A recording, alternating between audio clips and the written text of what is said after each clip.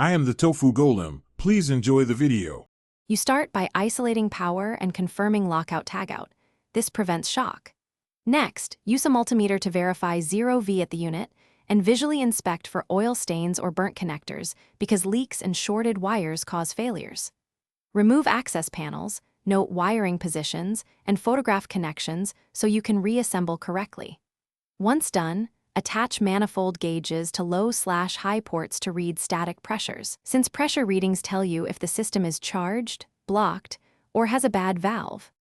You now determine root cause. Check run capacitor and relay because many compressors trip from failed start components.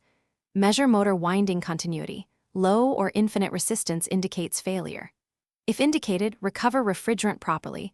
This protects the environment and prevents fines. Once evacuated, unbolt the compressor, drain and measure oil amount and color to detect contamination, and label all lines and fittings. Prepare the replacement compressor. Match oil type and charge specifications, and transfer correct oil quantity to ensure lubrication on startup.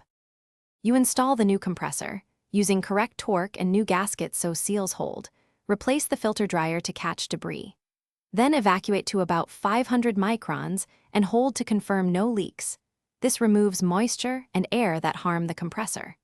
Charge refrigerant by weight per manufacturer specs, and start the unit while monitoring running amps and suction/discharge pressures because abnormal numbers reveal issues. If the compressor trips or amps spike, check for restriction, incorrect charge, or electrical imbalance.